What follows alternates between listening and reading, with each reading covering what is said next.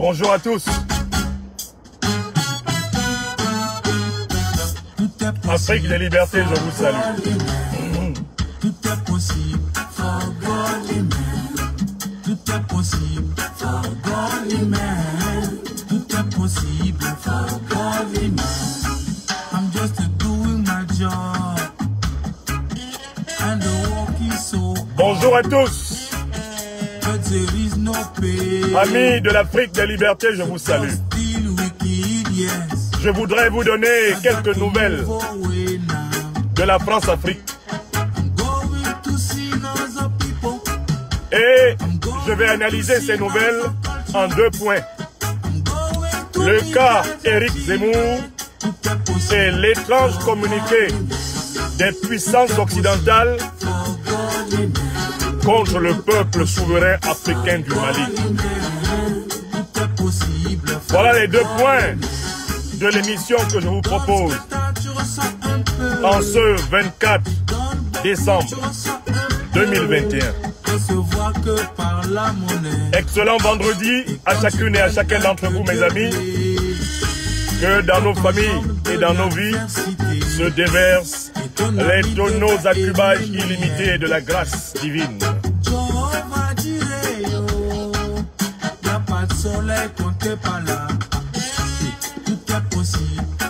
Protégez et partagez votre émission, dont vous connaissez les 2 points essentiels. Le cas Zemmour et l'étrange communiqué des puissances occidentales contre le peuple souverain du Mali, contre le peuple africain du Mali. Je vous salue, mes amis, et je vous assure de mon affection.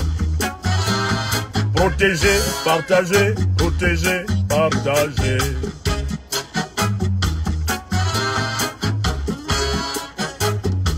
Protégez, partagez, oh, les pains spirituels, oh.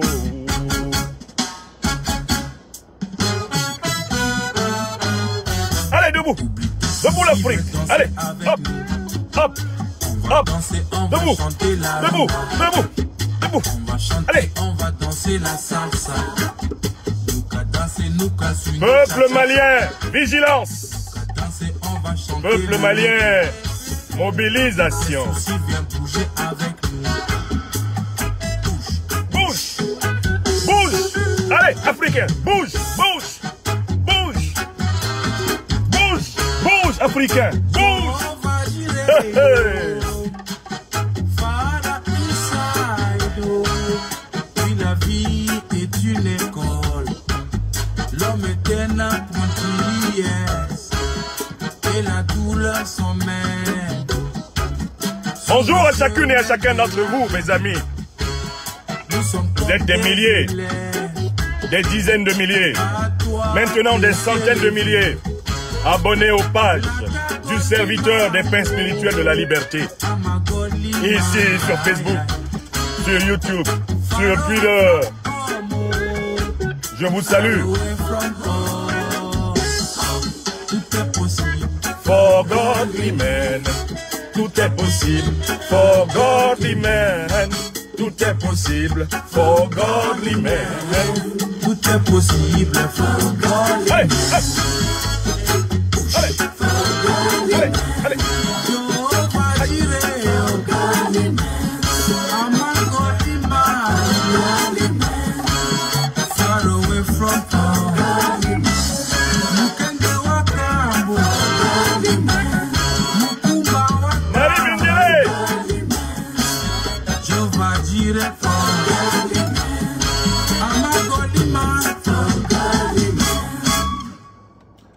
Mes chers amis, le serviteur des pains spirituels de la liberté des Africains vous salue et vous souhaite une bonne entrée dans cette journée classique de l'année consacrée à la fête des enfants, consacrée à la fête des dons, des cadeaux. En cette fin d'année, malgré toutes les péripéties et les difficultés que nous affrontons sur tous les continents dans nos vies, que la force de trouver en nous-mêmes, dans les plus profonds tréfonds de notre fort intérieur la joie de l'esprit, de trouver la confiance et de maintenir l'espérance que cette force nous soit donnée et que nous la partagions les uns avec les autres. Je vous salue. Je voudrais vous entretenir de ce que j'appelle les nouvelles de la France-Afrique. Cette émission sera rediffusée plus tard dans la journée sur notre chaîne YouTube, Franklin Nyamsi-Wa Cameroun, l'Afrique des libertés. Pour l'heure, elle est en exclusivité ici, sur Facebook, Franklin Nyamsi-Wa Cameroun. Et je voudrais rappeler à certains de mes internautes amis que j'ai repris les directs sur Facebook quand j'ai découvert qu'en réalité, les suspensions, les sanctions, les blocages dont nous étions victimes sur Facebook n'avaient pas été décidés par la haute direction de ce réseau social, mais au contraire étaient l'effet d'un travail de SAP mis en place par une cellule spéciale de guerre informationnelle de la France-Afrique chargée de nous chasser de tous les réseaux sociaux possibles en fabriquant des trolls, des logiciels, en fabriquant des systèmes de signalement ayant pour but de fermer la parole à tous ceux qui critiquent la domination. Quand j'ai compris que ce n'est pas nommément M. Zuckerberg qui voulait empêcher Franklin Nyamsi-Wa Cameroun, serviteur de l'Afrique des libertés, de s'exprimer, j'ai donc réactivé à pleine turbine la totalité de mes pages réseaux sociaux et je vous invite, mes chers amis de l'Afrique des libertés, à utiliser toutes les pages possibles de réseaux sociaux pour affirmer notre combat. Car l'ennemi veut nous isoler. Il veut nous enfermer dans certains canaux pour pouvoir amenuiser notre voix, pour pouvoir nous empêcher d'être compris. Je le dis pour rappeler à ceux d'entre vous qui n'ont peut-être pas suivi l'émission dans laquelle j'ai spécialement expliqué pourquoi je revenais sur ma parole précédente, précisément parce que ma décision précédente était basée sur une appréciation erronée de la réalité. Quand j'ai découvert qu'on a mis des milliards de francs CFA dans une cellule de guerre informationnelle financée par les hautes instances de la France-Afrique pour couper la parole à tous ceux qui sur les réseaux sociaux critiquent la domination dictatoriale africaine, le néocolonialisme français, l'impérialisme occidental, quand je me suis rendu compte qu'il s'agissait d'une organisation spécifique, j'ai réactivé à fond de toutes les turbines toutes mes positions sur les réseaux sociaux. En même temps, je continue à appeler les ingénieurs africains, les créateurs d'espaces technologiques africains à continuer à travailler pour multiplier des plateformes indépendantes de toute autre puissance que les puissances de l'Afrique des libertés. Et voilà pourquoi, de manière systématique, je suis en train d'ouvrir des plateformes sur tout ce que les Africains, les Africaines, essayent de créer comme espace de liberté indépendant des grands réseaux, et bien notamment contrôlés par l'Occident. En attendant, il faut être présent partout. Il ne faut céder à ceux qui veulent imposer le mensonge, la violence, la barbarie. Il ne faut leur céder aucun espace public où ce soit eux qui soient en prédominance. C'est la règle du jeu. Il faut être à la fois présent partout et nulle part, car l'ennemi est partout et nulle part.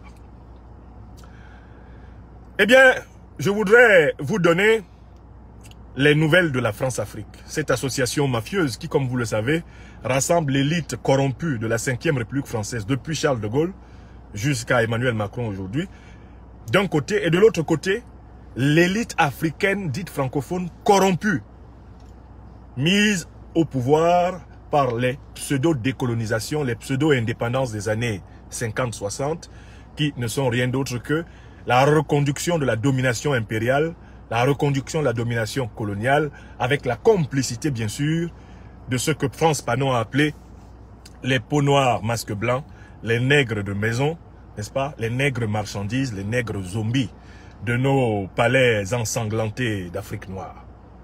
Mes chers amis, j'ai deux nouvelles à analyser avec vous aujourd'hui.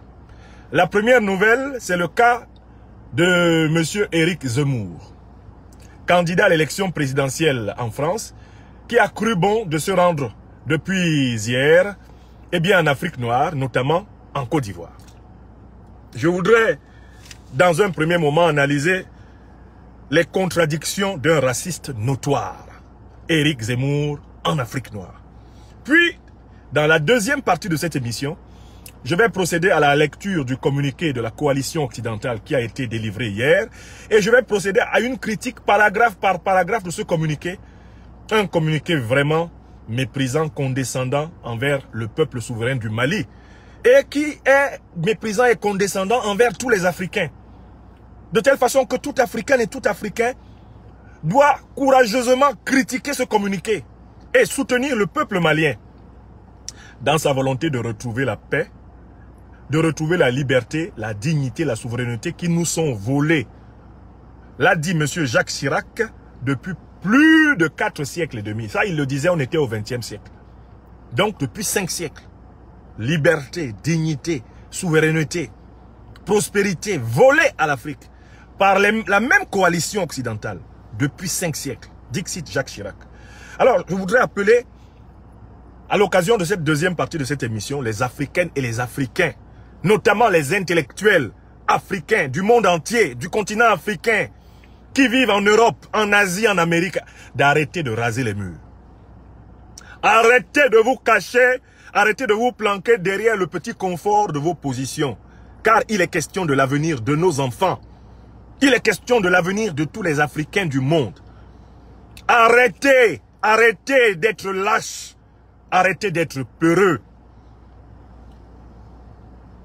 Il est temps d'utiliser toutes vos surfaces de position dans le monde pour dire la vérité sur l'Afrique. Sans la haine de qui que ce soit, dire la vérité. Sur l'Afrique, la vérité pour l'Afrique. Quand on attaque le Mali comme il a été attaqué hier, il faut que nous soyons des millions d'Africains et bientôt des milliards d'Africains à travers le monde à protester. Mesdames et messieurs les Africains d'Amérique, les Africains d'Europe, les Africains d'Asie, les Africains d'Afrique, ne laissons pas un seul peuple africain seul face à une coalition qui a un comportement typique de vautour.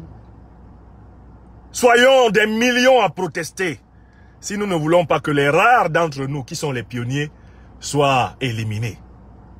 Plus nombreux nous serons à protester, à dénoncer, à mobiliser, à soutenir la juste cause de l'Afrique. Plus puissante sera cette cause et inéluctablement victorieuse, elle sera. Ah, je connais des Africains. Ils sont dans les universités américaines, ils sont dans les universités canadiennes, ils sont dans les universités européennes, ils sont dans les universités asiatiques. Ils ont tous les titres de l'université, ils ont toutes les capacités intellectuelles, ils ont toutes les capacités rhétoriques, oratoires, ils ont les moyens de connexion Internet, ils ont des pages Facebook, ils ont des pages Twitter, ils ont des pages YouTube, mais ils ne veulent pas assumer leur devoir envers le continent natal de l'homme qui est aujourd'hui menacé d'un dépeçage impitoyable. Ils préfèrent sous-traiter l'affaire. Ils préfèrent raser les murs. En pensant ainsi protéger leurs intérêts, alors même que l'extrême droite est en train de reprendre le pouvoir partout en Occident pour les chasser, les humilier, les écraser les uns et les autres. Certains étant même menacés du simple fait qu'ils s'appellent Mamadou en France. Oui!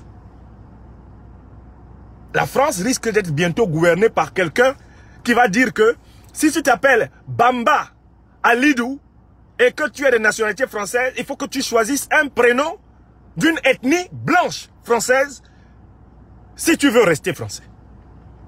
Voilà ce qui est en train de se préparer pour nous, nos enfants, nos descendants, vivant en Occident, pendant que des gens qui ont toutes sortes de positions. Il y en a qui sont des médecins, il y en a qui sont des chercheurs dans les laboratoires scientifiques, il y en a qui sont des hauts cadres dans les grandes multinationales, qui ont des surfaces de prise de parole, bon Dieu, et qui ne parlent pas en pensant que ce qui se passe ne va pas les concerner. Voilà, nous sommes déjà 679 en direct ici sur cette page Facebook et nous sommes déjà menacés. Vous êtes 689 personnes en direct. S'il vous plaît, faites immédiatement 689 partages. Faites des partages immédiatement si vous ne voulez pas que votre émission soit interrompue. Oui, quand le serviteur des pains spirituels, la liberté des Africains, est au travail, les colonnes de la domination tremblent, eh bien, les truands pissent dans leurs frocs et ils mobilisent leurs machines et leurs trolls pour m'empêcher de parler. Or, c'est vous qui protégez les pains spirituels de la liberté parce que vous les diffusez, parce que vous les comprenez, parce que vous les assimilez, parce que vous les reformulez, parce que vous les enrichissez. Je suis en train d'exhorter toutes les Africaines et tous les Africains, tous les Afro-descendants de la planète Terre, qu'ils vivent en Amérique latine, en Amérique du Nord, en Europe, en Asie, dans les îles, ou qu'ils vivent au cœur de l'Afrique. Il est temps de prendre la parole, mesdames et messieurs. Il est temps de vous délivrer de la peur par rapport à votre position. Car votre position, dans tous les cas, est menacée. Votre position, dans tous les cas, est menacée. Que vous le vouliez ou pas, les chamboulements qui sont en train d'être imposés, notamment à travers la recolonisation militaro-politico-économique de l'Afrique, vont venir vous trouver dans vos familles. Et vous serez à nouveau encore plus gravement humiliés que ne le furent nos arrière-grands-parents. Et vos enfants hériteront d'un monde dans lequel ils seront tous des George Floyd. Oui, c'est ce qui est en train de se faire.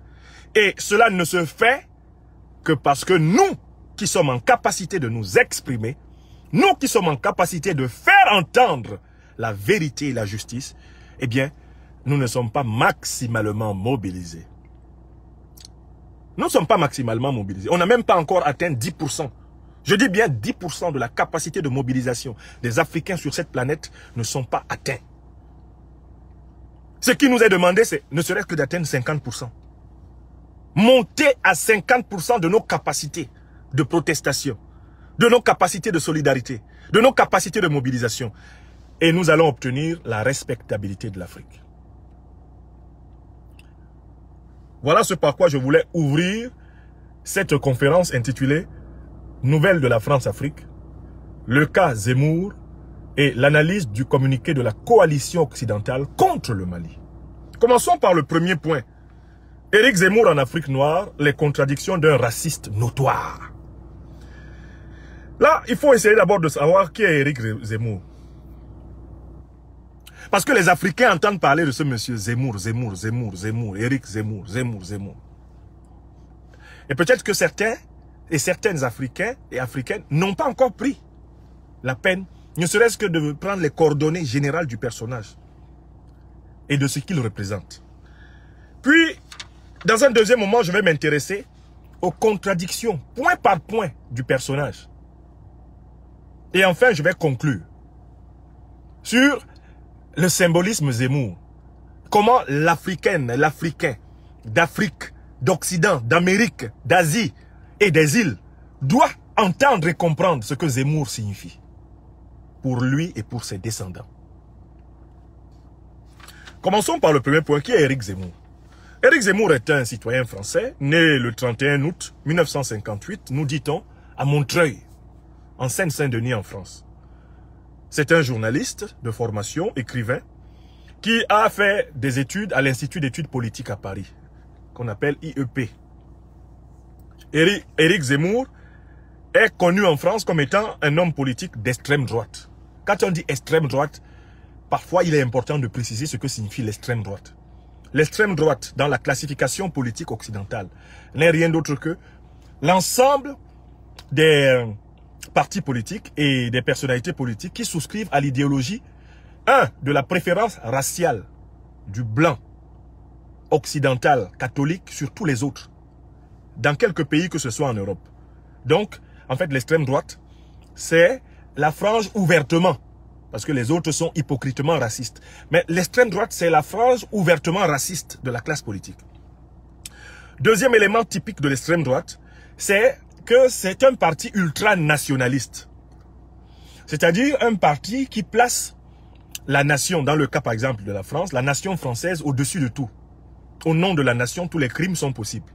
C'est un parti ultranationaliste, c'est-à-dire qui considère que la nation est une valeur absolue. Elle est même plus absolue que le Dieu des religions. Donc au nom de la nation, tout est possible. au nom de la nation, les massacres, les génocides, les pillages sont légitimes. Troisième élément important, quand on parle de l'extrême droite, il y a donc ce racisme, il y a cet ultranationalisme, et comme la nation est considérée comme une valeur absolue, comme le pays est considéré comme ce au nom de quoi on a le droit de tout sacrifier, de tout tuer, Emmanuel Levinas, le philosophe franco-israélien, le disait avec précision, eh ben, le nationalisme, c'est la guerre.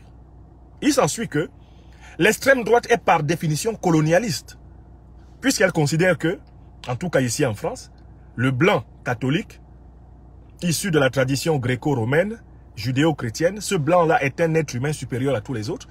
Il s'ensuit que le fait que des colons se soient levés, soient allés massacrer les Africains, les Asiatiques, les Américains, les Latino-Américains, cela est normal pour un penseur d'extrême droite. Pourquoi? Parce que le blanc est le vice-dieu de la terre. Après, à la limite, Dieu, le blanc, qui plus est catholique et gréco-romain, judéo-chrétien, est le propriétaire de la terre. Il a la mission de civiliser tout le reste de l'humanité. Donc, il s'ensuit que l'extrême droite, c'est quoi? C'est le racisme. Chez eux, le racisme est normal.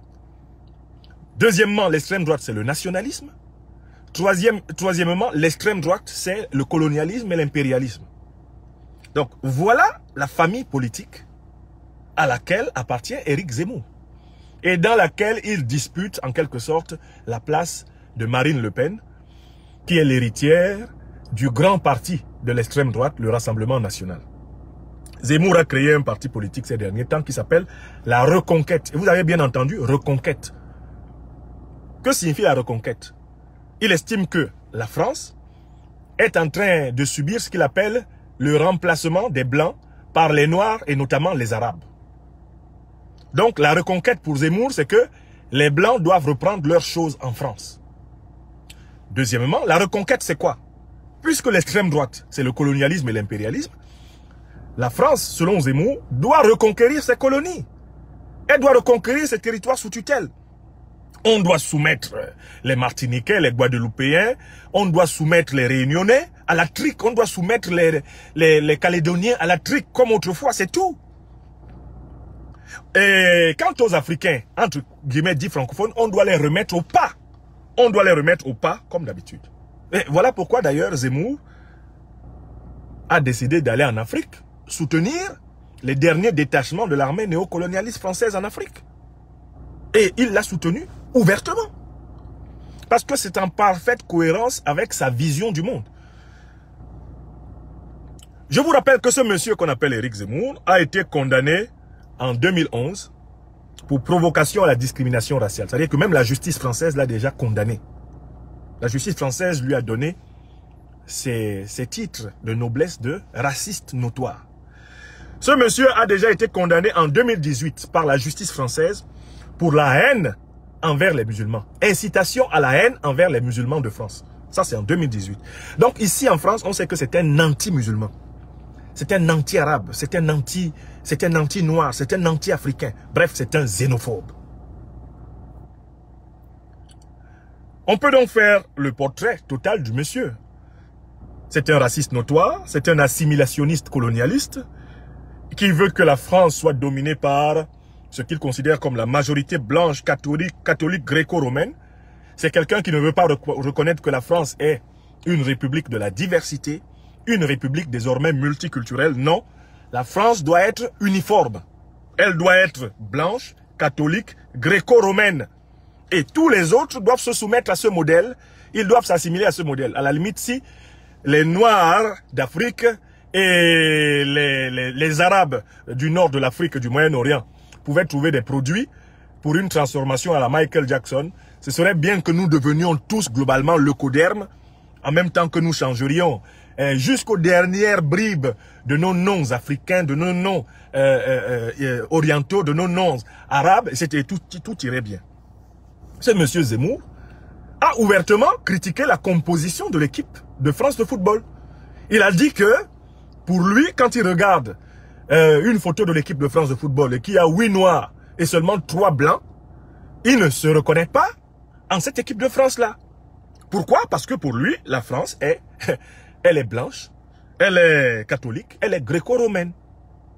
La France, pour lui, ne peut pas être une France habitée par des Français noirs, des Français arabes, des Français d'origine asiatique. Non, non, non. La France est blanche. Et l'équipe nationale, avec 8 joueurs de couleur noire sur le terrain, n'est pas l'équipe de France. C'est ça le monsieur qu'on appelle, Zemmour. Alors, on est toujours sur la question qui est-il? Il faut savoir qu'il a été promu. Il a été promu par un certain nombre de grands magnats de la finance française. Et notamment les propriétaires des chaînes iTélé, France 2, Le Figaro, RTL et CNews. Et là, vous retrouvez Bolloré comme étant en réalité le grand magnat, le tout-puissant magnat de la presse française, qui d'ailleurs est en train d'acheter toute l'édition française actuellement. C'est lui qui a promu Zemmour. C'est lui qui a permis à Zemmour d'être connu. C'est lui qui lui a accordé quelques-unes des émissions les plus médiatiques de ces chaînes de télévision pour le faire connaître. Donc en fait, Éric Zemmour est l'une des cartes de l'establishment financier, capitalistique français pour continuer à contrôler l'Élysée. Et je voudrais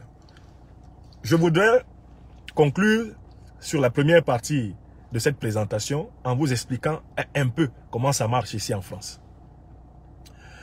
À l'approche de l'élection présidentielle, les grandes fortunes de France, les grands capitalistes, les grands détenteurs de fortunes immenses de France, ce qu'on appelle communément ici, avec une enquête du journal Marianne, les 200 familles, eh bien réfléchissent à savoir quels sont les candidats les plus appropriés pour leurs intérêts à faire entrer à l'Élysée.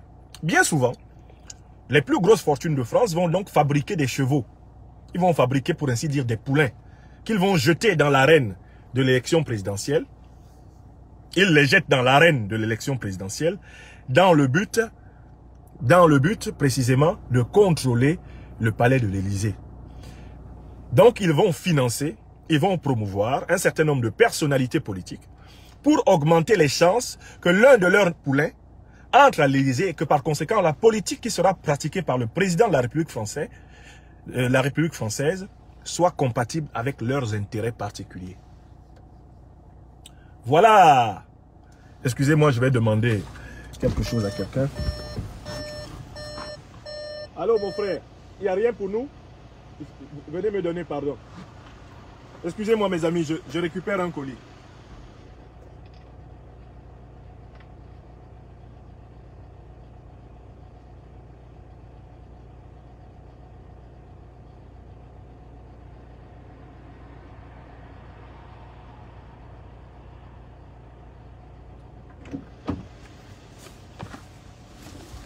Voilà, il fallait que je récupère un colis.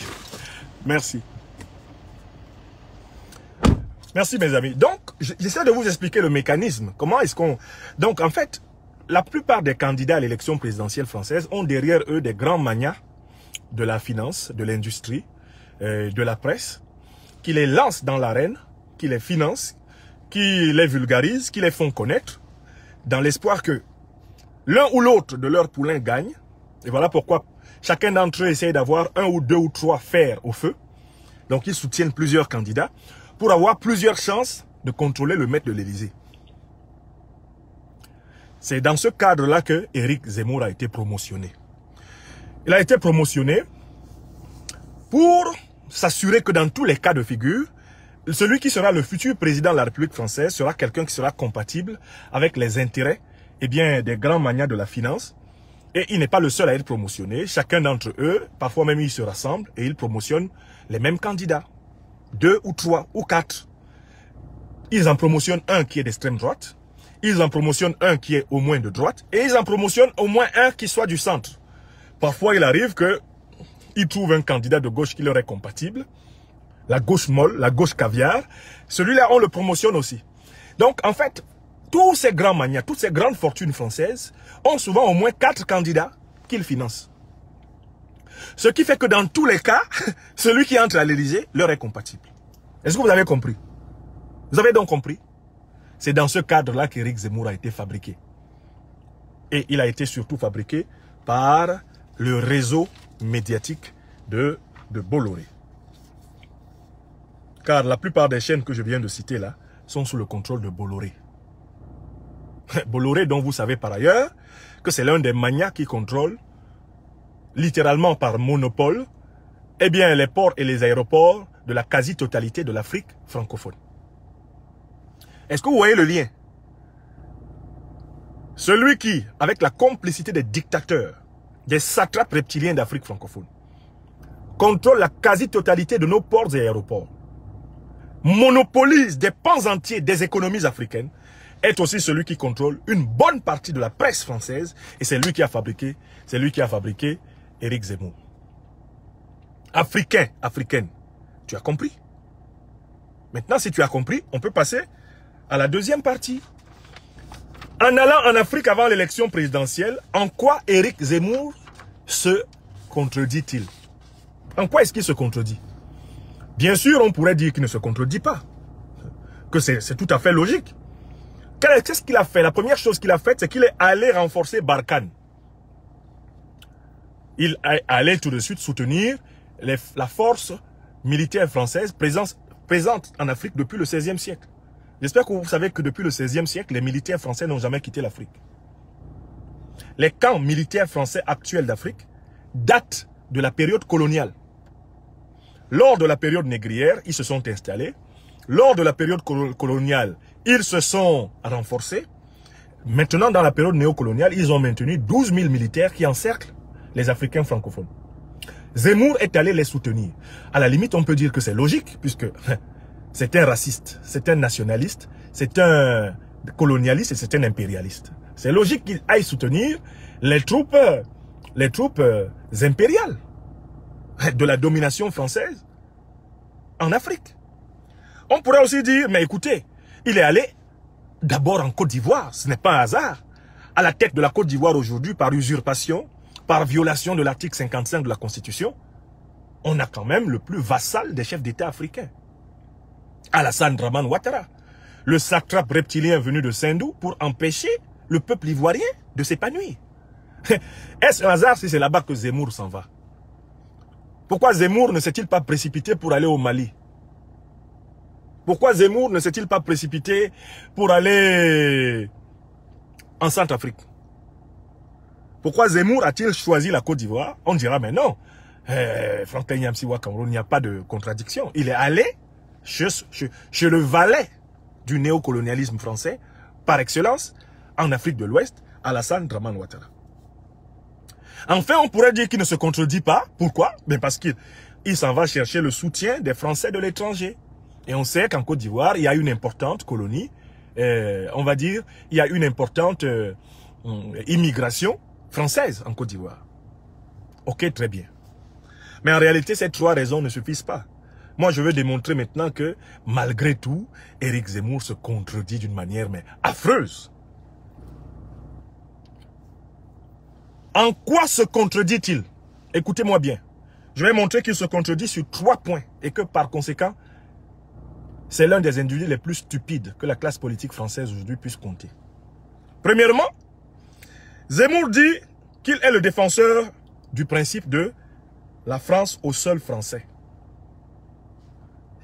Et il entend par la France au sol français, la France au sol français, blanc, catholique, de culture judéo-chrétienne.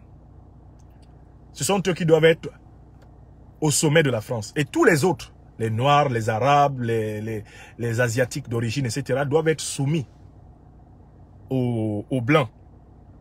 Bref, aux vrais Français, quoi. Bon, ok.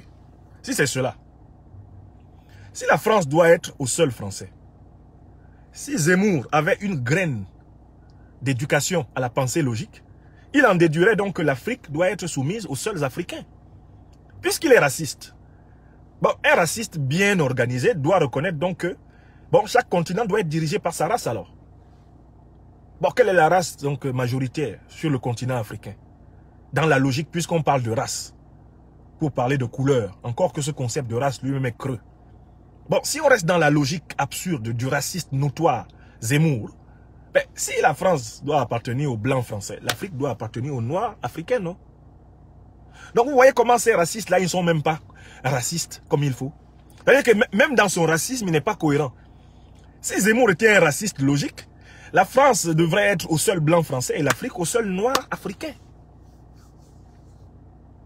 C'est pas fini. Vous voyez la contradiction et l'absurdité de l'homme? Il est raciste quand ça l'arrange. Quand ça ne l'arrange pas, il devient mondialiste. Là, tout d'un coup, oui, il faut aller en Afrique quand même. Il n'est pas resté dans sa France blanche, hein, sa France catholique, hein, gréco-romaine. Non, non, non, non, non. Comme c'est la présidentielle, il faut aller dans l'Afrique noire, animiste, musulmane, traditionnelle, l'Afrique enracinée, l'Afrique du Vondou, l'Afrique initiatique, l'Afrique de la Mahat. Il faut qu'il aille là-bas. Mais il y a un problème.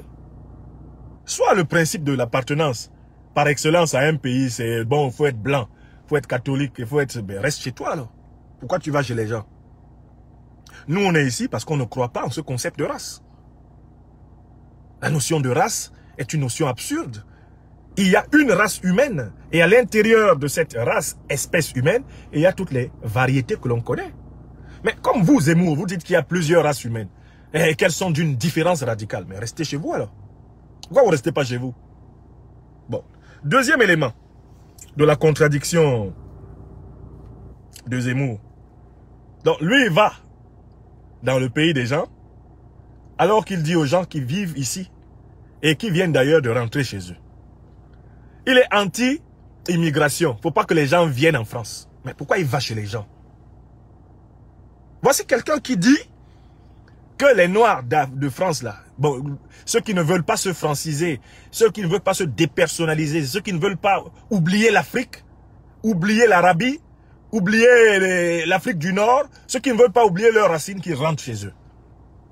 Et il y a un problème. Pourquoi lui, il ne reste pas chez lui? Pourquoi il ne reste pas chez lui? Si la logique, c'est que chacun chasse chez lui. Pourquoi est-ce que lui, il migre pendant l'élection présidentielle pour aller en Afrique? Bon, il dit que la France aux Français, aux vrais Français, l'Afrique donc aux Africains, l'Amérique aux Américains, l'Asie aux Asiatiques. Mais pourquoi l'argent de l'Afrique l'intéresse?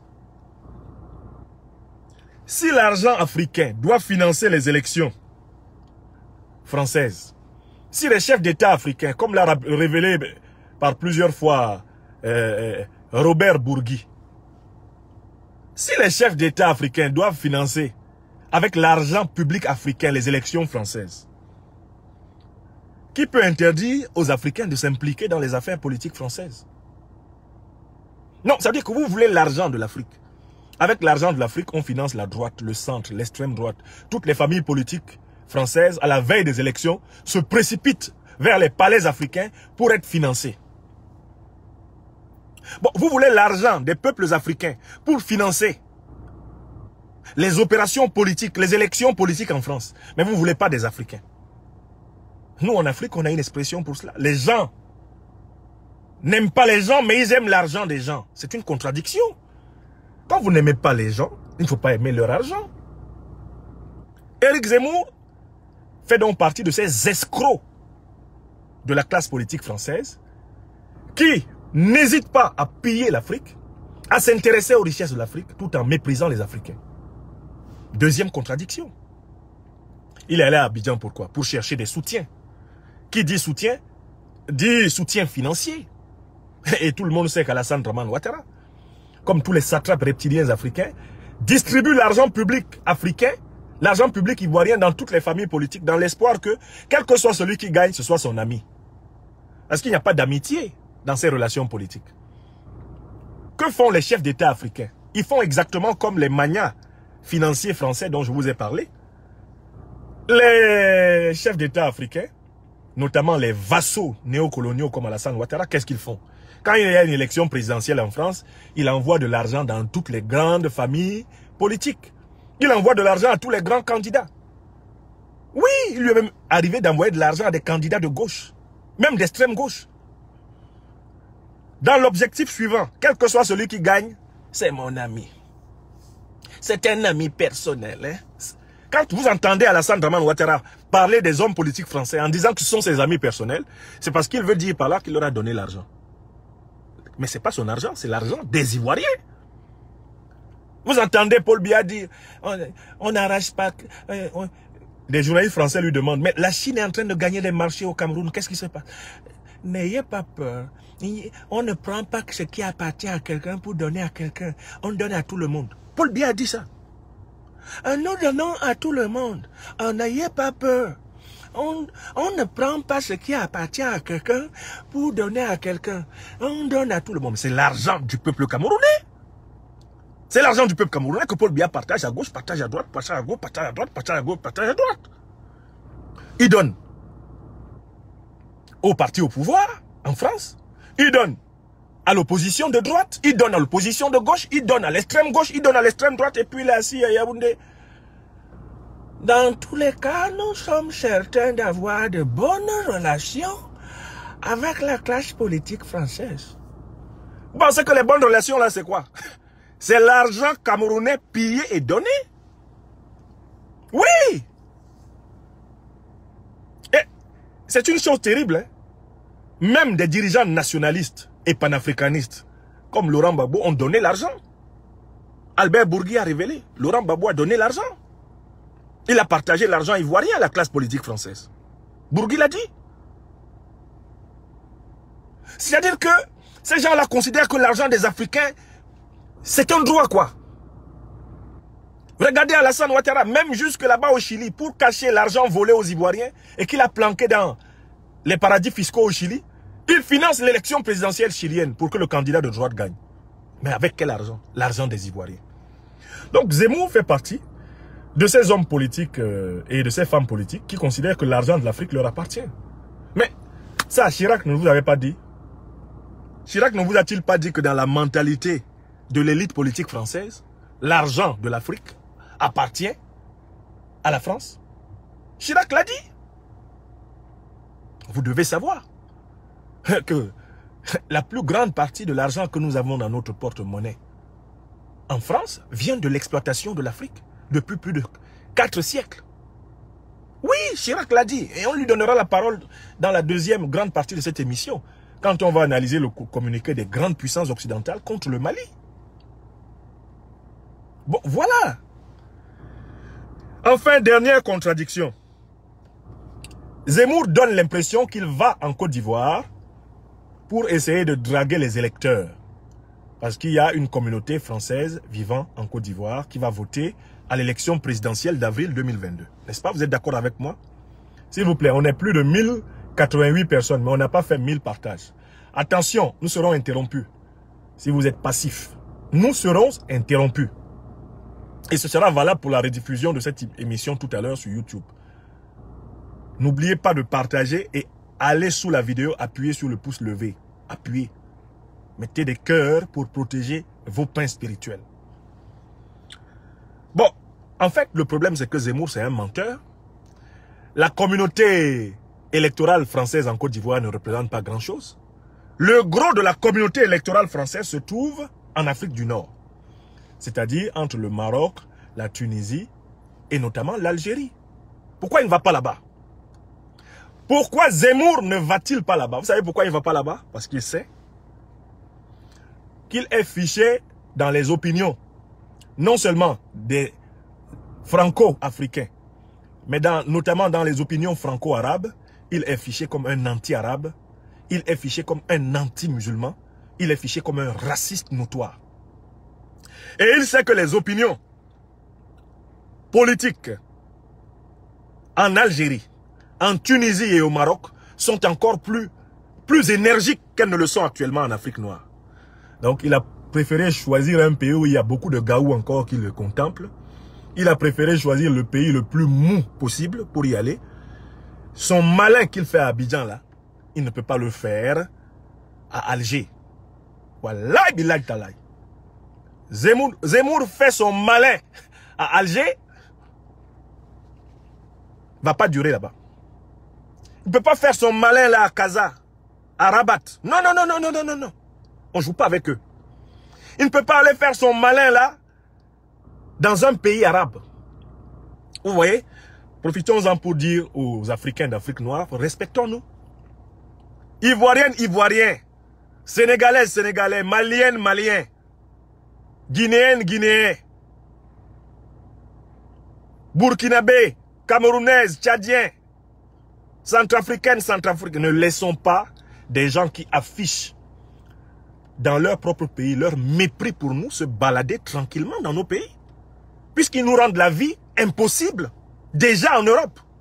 Ce sont eux qui parquent nos frères dans les camps de rétention, dans les camps de concentration pour migrants. Ce sont eux qui durcissent la législation, multiplient des sans-papiers africains et arabes. Ce sont eux. Et puis vous les laissez se promener sans la moindre manifestation de protestation, comme ça chez nous, en Afrique. Pourquoi Zemmour ne va pas faire son numéro en Afrique du Nord? Parce qu'il sait que là-bas, on ne s'amuse pas avec des individus comme lui. Même ici en France. Et il y a des parties de la France où il ne va plus. Hein. Il sait qu'il ne faut pas aller là-bas. Quand il a tenté d'aller à Marseille, l'autre jour, il a vu. Il a vu le rejet populaire. Ces déplacements en France sont risqués. Ils sont risqués parce que c'est des déplacements qui provoquent des émeutes. Puisque c'est un monsieur qui distille la haine. Voilà. Voilà les contradictions flagrantes d'un pseudo-candidat qui n'est rien d'autre en réalité que l'une des munitions de l'establishment financier, industrialo-capitalistico, idéologico-impérialisto français pour contrôler une fois de plus l'Élysée. Donc, conclusion de la première partie de cette émission. Comme tout bon raciste, colonialiste et néocolonialiste, Zemmour est un homme politique irrationnel. Ce qu'il fait n'a aucun sens. En fait, c'est un voyou politique. Il est bête et inconséquent. Sa politique ne va pas quelque part sur le plan du sens, de la signification, de la valeur. La seule voie pour asseoir une nouvelle relation entre la France et l'Afrique, la seule voie positive pour repenser cette relation, c'est le programme en 4 points de l'Afrique des libertés, que vous connaissez déjà, mais que je vais répéter. Premièrement, la puissance française doit accepter le retrait pacifique des forces armées françaises du sol africain.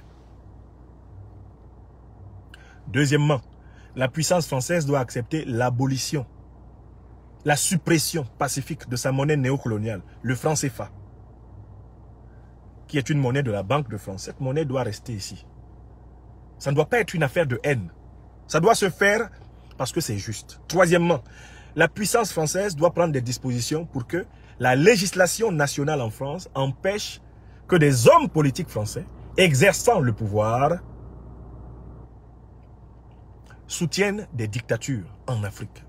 Une loi contre le soutien aux dictatures en Afrique doit être promulguée pour tenir en bride les politiciens français corrompus.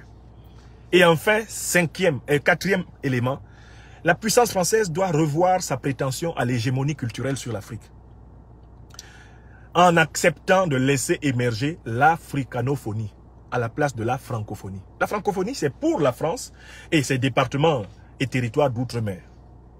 Je recommence. La francophonie, elle est légitime pour la France et pour ses territoires et départements d'outre-mer. Mais elle n'est pas légitime pour l'Afrique. Et voilà pourquoi ce programme en 4 points, je vous le dis souvent, en africain.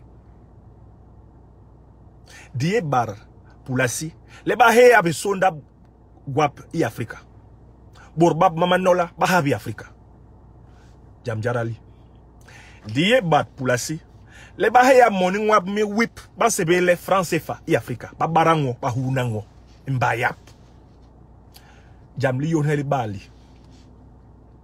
Die bat Pulasi, le bahe ya mahola map bantibor bamanola babangane Afrika. Babon ba Afrika, ne bilong bi Afrika. Bibi poholbe tokel toyara. Jamli yon helaldi. Die barbon ba Pulasi, ba ane ba Pulasi. Le ba was bon ba Afrika, ba por rimb ri Afrika. Qui me por hilemb hibasa hi Afrika. C'est le programme en 4 points dit dans ma langue camerounaise la mieux maîtrisée, le Bassa. Oui. Nous voulons promouvoir une Afrique des libertés avec des langues internationales africaines, qui seront les langues du commerce, les langues de la diplomatie, les langues de la science, les langues de l'université. Ceux qui viendront faire des affaires en Afrique vont apprendre les langues africaines pour discuter avec nos autorités. Point. Et sur ces bases-là, il sera possible de renouer une relation fructueuse avec toutes les puissances du monde. L'Afrique des libertés n'est pas une Afrique en vase clos. Ce n'est pas une Afrique fermée. Puisqu'il y a des questions qui imposent à tous les peuples humains de coopérer ensemble. Il ne s'agit pas de se fermer à la France, mais de demander à la classe politique française de mettre fin à la domination abjecte de l'Afrique. C'est tout. Et Éric Zemmour ne fait pas partie de ceux qui sont à la hauteur de cet objectif. Le gros de la classe politique française aujourd'hui n'est pas à la hauteur de cet objectif. Voilà pourquoi l'Afrique des libertés doit encourager les peuples africains à continuer la bataille. Car la liberté ne s'octroie pas, elle s'arrache. Bon, voilà. La première partie de notre conférence est faite. Nous vous avons présenté M. Zemmour, nous avons présenté ses contradictions, et nous vous avons dit vers quel cap ceux qui sont honnêtes en France, honnêtes en Europe, honnêtes en Occident doivent marcher s'ils veulent que ça se passe mieux. Nous allons passer à la deuxième partie de cette émission, le décryptage du communiqué de la coalition occidentale contre le peuple malien. Petite pause musicale, avec votre permission, n'est-ce pas? Godly man put it.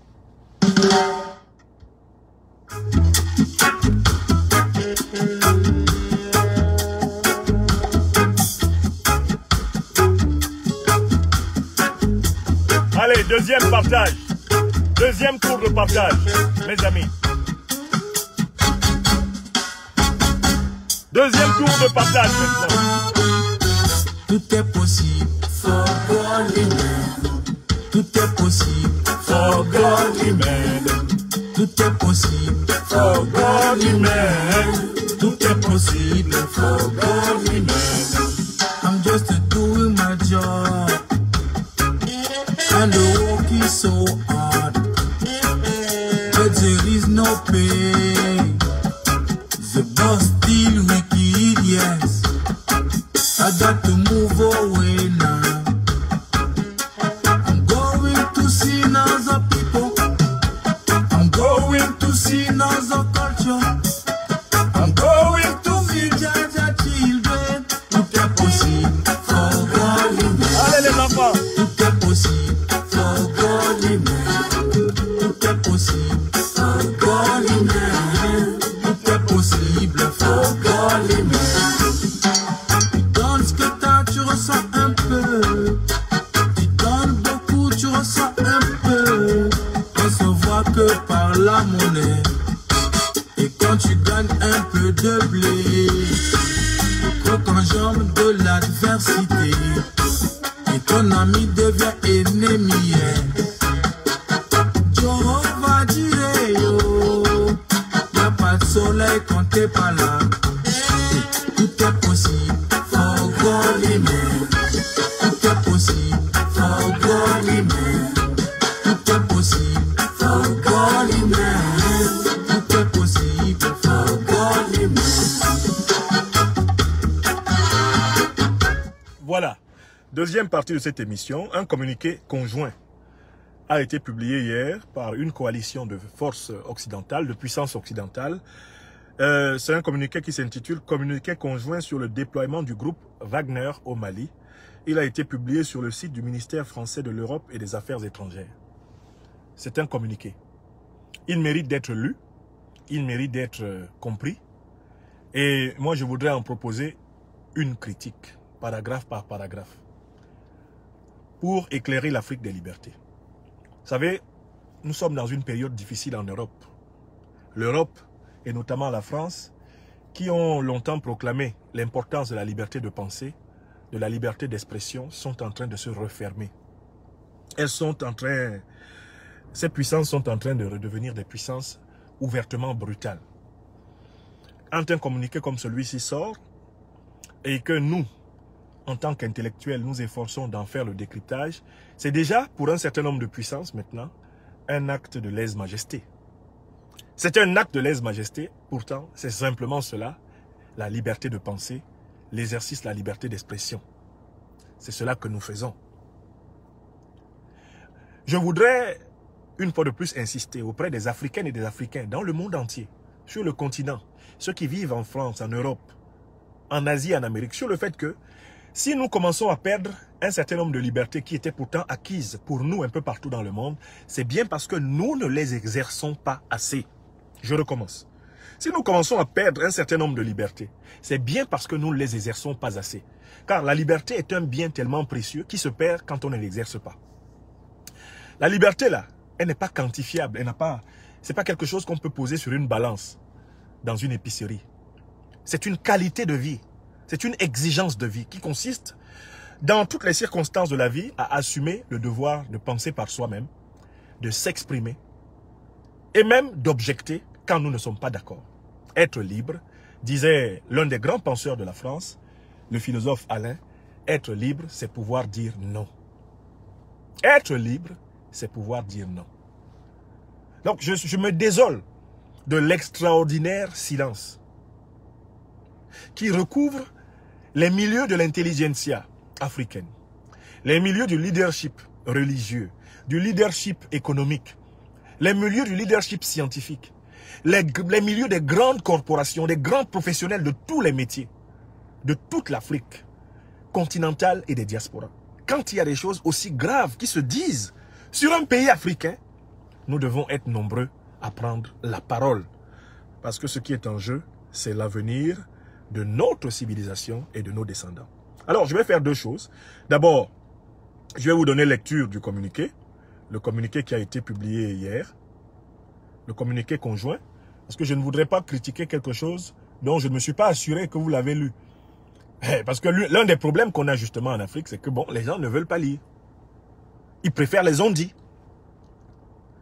Et d'ailleurs, on continue d'avoir une plus grande concentration de téléspectateurs africains sur des émissions basées sur des on-dit et des rumeurs, sur des émissions basées sur des cancans, des stupidités. Et très peu quand il est question des questions destinales, des questions centrales. Nous sommes encore, ici rassemblés, nous sommes une exception. La règle, dans nos opinions, c'est que les gens sont intéressés par des choses inintéressantes, par des choses superficielles. Les histoires de cul, les histoires de querelles. Voilà. Ça rassemble des dizaines de milliers d'Africains en un temps record. Les histoires de mœurs. Mais quand il faut faire face à des questions qui engagent la civilisation africaine, l'humanité africaine mondiale, alors là, nous brillons bien souvent par notre engagement timoré. Nous sommes responsables de changer l'attitude de nos collectivités, de nos communautés envers les questions décisives. Un communiqué comme celui qui a été publié hier sur le Mali devrait être l'objet d'au moins, je ne sais pas, 3000 émissions à travers le monde. 3000, 10 000 émissions à travers le monde, d'Africains de valeur, qui décryptent le communiqué et qui disent ce qu'il y a d'inacceptable dedans. C'est cette masse critique-là qui va permettre l'émancipation africaine. Alors, le communiqué dit ceci. Communiqué conjoint sur le déploiement du groupe Wagner au Mali, 23 décembre 2021. Nous, partenaires internationaux, résolus à soutenir le Mali et son peuple dans leurs efforts pour parvenir à une paix et une stabilité durable et à lutter contre le terrorisme, condamnons fermement le déploiement de mercenaires sur le territoire malien. Ce déploiement ne peut qu'accentuer la dégradation de la situation sécuritaire en Afrique occidentale, mener à une aggravation de la situation des droits de l'homme au Mali, menacer l'accord pour la paix et la réconciliation au Mali, issu du processus d'Alger, et entraver les efforts de la communauté internationale pour assurer la protection des civils et apporter un soutien aux forces armées maliennes. Nous regrettons profondément la décision des autorités de transition maliennes d'utiliser des fonds publics déjà limités pour rétribuer des mercenaires étrangers au lieu de soutenir les forces armées maliennes et les services publics au bénéfice du peuple malien. Nous avons connaissance de l'implication du gouvernement de la Fédération de Russie dans la fourniture d'un soutien matériel au déploiement du groupe Wagner au Mali et appelons la Russie à adopter un comportement responsable et constructif dans la région. Nous rappelons les décisions de la CEDEAO, ainsi que ses préoccupations quant au risque d'instabilité dans la région si des sociétés de sécurité privées devaient se déployer au Mali. Décision du 12 décembre 2021, session ordinaire à Abuja. Nous rappelons également l'adoption par l'Union européenne d'un ensemble de mesures restrictives à l'encontre du groupe Wagner lui-même et de 8 personnes et 3 entités qui lui sont liées. Décision du 13 décembre 2021. Impliqués dans de graves violations des droits de l'homme, notamment la torture et des exécutions et des assassinats extrajudiciaires, sommaires ou arbitraires, ou dans des activités de déstabilisation dans certains pays où ils opèrent. Nous ne renoncerons pas à nos efforts pour répondre aux besoins de la population malienne. Conformément aux objectifs de la coalition internationale pour le Sahel, nous réaffirmons notre détermination à poursuivre notre action en vue de protéger les civils, de soutenir la lutte contre le terrorisme au Sahel et de contribuer à instaurer la stabilité à long terme en appuyant le développement durable, le respect des droits de l'homme et le déploiement des services publics. Nous continuerons à suivre de près et évaluer la situation. Nous invitons instamment les autorités maliennes de transition à entreprendre des réformes et à rétablir l'ordre constitutionnel en préparant et en organisant les élections dans les meilleurs délais, comme elles s'y sont engagées devant le peuple malien, la CEDEAO et la communauté internationale. Nous appuyons sans réserve les récentes décisions de la CEDEAO à cet égard. Signées par l'Allemagne, la Belgique, le Canada, le Danemark, l'Espagne, l'Estonie, la France, l'Italie, la Lituanie, la Norvège, les Pays-Bas, le Portugal, la République tchèque, la Roumanie, le Royaume-Uni, la Suède. Ça fait 1, 2, 3, 4, 5, 6, 7, 8, 9, 10, 11, 12, 13, 14, 15, 16, 17 pays. Contre le seul Mali. J'ai fini de lire le communiqué. Mes chers amis, je procède maintenant à une analyse critique du communiqué. Je commence par le titre. Communiqué conjoint sur le déploiement du groupe Wagner au Mali. Bon. D'abord, un titre comme ça ne devrait pas exister parce que le Mali est un État souverain et que tout État souverain a le droit de passer des accords et des conventions avec les sociétés privées de son choix. Donc déjà, je voudrais ici montrer que le titre même de ce communiqué n'a pas à être. Parce que le Mali est un État juridiquement souverain, membre de l'Organisation des Nations Unies, selon les principes des Nations Unies. Et notamment le principe du droit des peuples à disposer d'eux-mêmes. L'État malien, le gouvernement malien, représente les intérêts inaliénables du peuple malien qui est le souverain. Il s'ensuit que aucune autre puissance du monde n'a le droit de contester le droit du peuple et du gouvernement malien à passer des accords avec quelques entreprises privées internationales de son choix. Je prends maintenant le premier paragraphe. Dans le premier paragraphe, les partenaires sont résolus à soutenir le Mali et son peuple, etc. et condamnent le déploiement des mercenaires le déploiement des mercenaires sur le territoire malien. C'est un paragraphe qui est contestable. Pourquoi?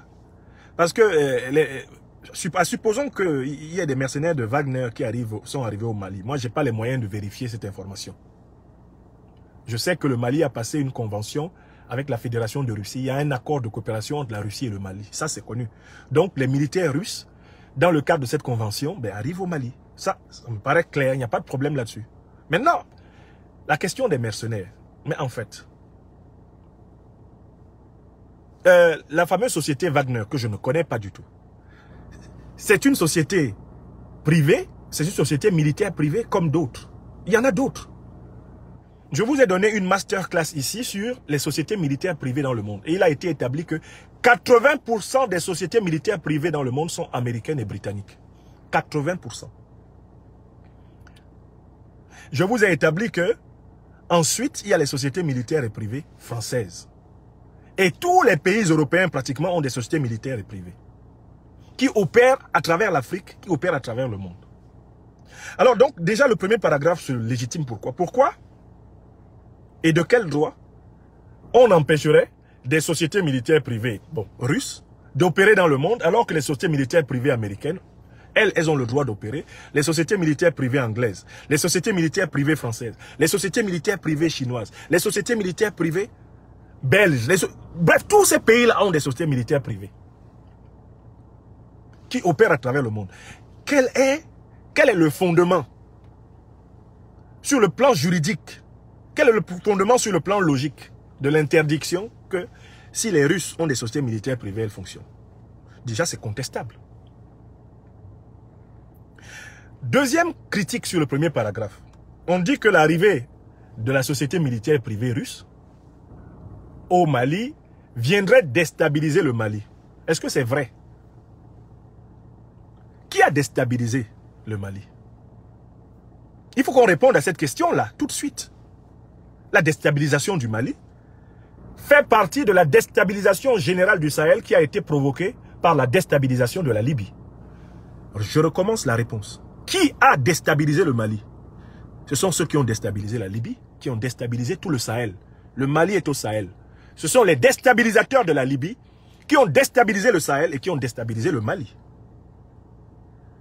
On ne peut pas reprocher au Mali de chercher des alliances, non pas du côté de ces déstabilisateurs, de chercher des alliances ailleurs que du côté de ces déstabilisateurs.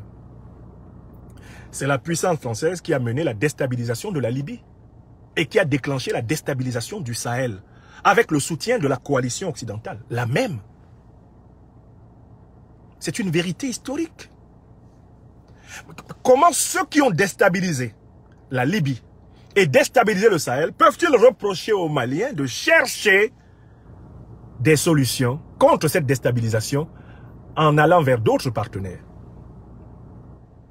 Vous voyez la contradiction? Déjà, le premier paragraphe de ce communiqué ne devrait pas s'écrire. Il ne devrait pas s'écrire parce que les déstabilisateurs, ce sont ceux-là même qui se plaignent. Il faudrait qu'on ait le courage, en France, de reconnaître qu'on a déstabilisé le Sahel et qu'on n'est donc pas qualifié pour donner des leçons de morale aux victimes de la déstabilisation provoquée par la destruction de la Libye. Le président du Niger, M. Mohamed Bazoum, a donné une conférence publique dans laquelle il a dit qu'il a assisté à la réunion décisive avant la déstabilisation totale du Sahel. Lors de cette réunion, le président Obama, chef suprême de l'Occident à l'époque, président des États-Unis d'Amérique, a fait face à une objection du président nigérien Mahamadou Issoufou, qui lui a dit: « Monsieur le Président, si vous déstabilisez la Libye, si vous détruisez la Libye, le Sahel va être déstabilisé, c'est-à-dire le Niger, le Tchad, le Nigeria, le Mali, le Sénégal, la Mauritanie. On va être déstabilisé, le Burkina Faso, on va être déstabilisé. S'il vous plaît, ne faites pas cela. Car si vous le faites, nous allons être déstabilisés. » Le président Mohamed Bazoum du Niger rapporte la réponse que le président Barack Obama des États-Unis d'Amérique a donnée au président nigérien. La réponse est la suivante: We will finish the job. Nous allons finir le travail. Autrement dit, la destruction de la Libye faisait partie d'un job. C'était un plan qui, bien sûr, selon la théorie des dominos, supposait la déstabilisation du Sahel pour imposer justement la présence des armées occidentales au Sahel et ainsi contrôler les faramineuses richesses du sous-sol sahélien au profit des multinationales occidentales. Donc quand on lit un communiqué comme celui-ci et qu'on est un citoyen, même un citoyen français, une citoyenne française véridique, on doit dire à nos autorités: vous n'êtes pas dans la vérité. Vous n'êtes pas dans la vérité, vous n'êtes même pas dans la repentance, vous n'êtes même pas dans la reconnaissance de la gravité de l'acte qui a consisté à détruire la Libye et à déstabiliser le Sahel. Vous essayez de présenter les victimes comme des coupables, alors que c'est vous les coupables de la déstabilisation du Sahel. Le deuxième paragraphe nous dit: nous regrettons profondément la décision des autorités maliennes d'utiliser des fonds publics déjà limités pour rétribuer des mercenaires étrangers. Bon, alors c'est des fonds publics, n'est-ce pas? Ce sont des fonds publics. Mais quand on dit fonds publics, c'est l'argent de qui? Les autorités maliennes utilisent des fonds publics maliens. Les autorités maliennes ne sont pas venues dans les caisses européennes prendre de l'argent par la force. Elles utilisent l'argent qu'elles ont. Et une fois de plus ici, on reconduit le principe de souveraineté. Au nom de quoi des pays étrangers peuvent décider de l'usage qu'un pays souverain doit faire de ses fonds publics. Qui décide des fonds publics maliens? Ce sont les Maliens. C'est le gouvernement malien. C'est le peuple malien qui décide de ses fonds publics à travers ses autorités légales et légitimes. Votre problème dans l'usage des fonds publics maliens est où? On passe au paragraphe suivant. Nous avons connaissance de l'implication du gouvernement de la Fédération de Russie dans la fourniture d'un soutien matériel. Ce paragraphe numéro 3 n'a pas eu lieu d'être. La Russie est un État souverain. Le Mali est un État souverain. S'ils ont passé un accord de défense et de coopération, c'est leur droit. Vous n'avez rien à dire là-dessus. Aucun pays ne doit dicter à un État africain ses relations internationales. Souvenez-vous de la réponse de Nelson Mandela aux États-Unis. Nelson Mandela, qui avait pourtant été interdit pendant près de 50 ans du territoire américain, était enfin accueilli aux États-Unis après qu'il eut été élu président de la République d'Afrique du Sud. Il arrive aux États-Unis, dans une émission de grande audience. Un journaliste américain très sûr de lui-même lui dit « Mais monsieur Mandela, vous êtes accueilli aujourd'hui aux États-Unis. Mais pourtant, quand vous êtes sorti de prison, les premiers que vous êtes allés remercier, c'est Kadhafi, c'est Omar Bongo, c'est Fidel Castro. Vous êtes allé remercier Yasser Arafat et consorts. Est-ce que vous n'avez pas honte en tant que vous êtes quand même à la tête aujourd'hui d'un pays qui a une démocratie d'être allé vers ces gens? La réponse de Nelson Mandela est l'une des plus cinglantes. C'est la réponse référentielle de l'histoire des sciences politiques africaines dans cette période de renaissance. Il a dit: l'erreur répétitive que commettent nos partenaires occidentaux, c'est d'estimer que nous devons déterminer nos amitiés en fonction de leurs intérêts, c'est-à-dire des intérêts de l'Occident et non pas en fonction de nos propres intérêts. Or, nous, Sud-Africains, nous, Africains, nous déterminons nos relations internationales non pas en fonction de vos intérêts, vous, Occidentaux, mais de nos intérêts, nous, Sud-Africains. Par conséquent, ceux qui ne sont pas vos amis ne sont pas forcément nos ennemis. Ceux qui sont vos ennemis ne sont pas forcément nos amis. Tout dépend de nos intérêts à nous. La réponse était tellement logique qu'elle en a bouché un gros coin au journaliste qui a été moqué même par le public de l'émission. Le public de l'émission est parti dans un rire hilar, se moquant du journaliste et applaudissant le grand Nelson Rolihlahla Mandela. Mais c'est cette réponse-là qu'on doit donner. Toute l'Afrique doit donner la même réponse. Pourquoi voulez-vous que les amitiés du Mali soient déterminées par les intérêts des pays étrangers que vous êtes? Le Mali ne fait pas la politique étrangère des pays européens. Les pays européens n'ont pas à faire la politique étrangère du Mali. Est-ce qu'il faut être agrégé de philosophie pour comprendre ça? Non. Bon, c'est pour ça que nous avons traduit ça pour l'Afrique des libertés en une formule très simple. Si tu ne m'arranges pas, il ne faut pas me déranger. Si tu ne m'arranges pas, il ne faut pas me déranger. C'est la devise de l'Afrique des libertés, mesdames et messieurs. Et ce n'est pas méchant. C'est logique, c'est simple, c'est vrai, c'est juste. C'est incontestable. C'est normal. C'est pas méchant du tout. Si tu ne m'arranges pas, il ne faut pas me déranger. Je continue à lire, donc le communiqué. Je continue à lire le communiqué. Voilà. Excusez-moi, j'avais perdu la page. Bon, le paragraphe suivant. Nous rappelons les décisions de la CEDEAO. Bon, alors ils disent qu'il faut que la Russie adopte un comportement responsable et constructif. Mais ça, c'est leur problème avec la Russie. C'est leur problème avec la Russie. Mais ce n'est pas le problème du Mali. Ils peuvent parler avec la Russie librement. D'ailleurs, ils le font régulièrement. En quoi le Mali est mêlé dans les problèmes entre l'Occident et la Russie? Le Mali n'a aucun intérêt en Occident. Le Mali n'a pas d'intérêt en Occident. Les intérêts du Mali sont en Afrique. Donc s'il y a une rivalité entre les puissances occidentales et la puissance russe, les Africains n'aspirent pas à ce qu'elles se poursuivent sur leur sol. Il y a un grand continent eurasiatique, vous pouvez poursuivre votre duel. Entre vous, laissez les Africains hors de vos affaires. Les Africains ne demandent qu'une seule chose, c'est que vous vous mettiez hors de leurs affaires. C'est aussi simple que ça. C'est le principe, effectivement, de la non-émission dans les affaires intérieures des pays étrangers. C'est tout. Bon. Le paragraphe suivant. Nous rappelons les décisions de la CEDEAO. Mais la CEDEAO, elle est supposée être une organisation africaine. Ce ne sont pas les Européens, ce ne sont pas les puissances européennes qui doivent se baser sur les décisions de la CEDEAO. À moins de vouloir nous dire par là que la CEDEAO est une organisation vassale des puissances occidentales. Au nom de quoi les puissances européennes peuvent s'appuyer sur une organisation sous-régionale africaine pour mettre la pression sur un pays? Est-ce que la CEDEAO est une organisation occidentale? La CEDEAO a sa bouche pour parler. Est-ce qu'on peut imaginer un pays africain qui se base sur les décisions de l'Union européenne pour faire des injonctions à la France, faire des injonctions à l'Allemagne?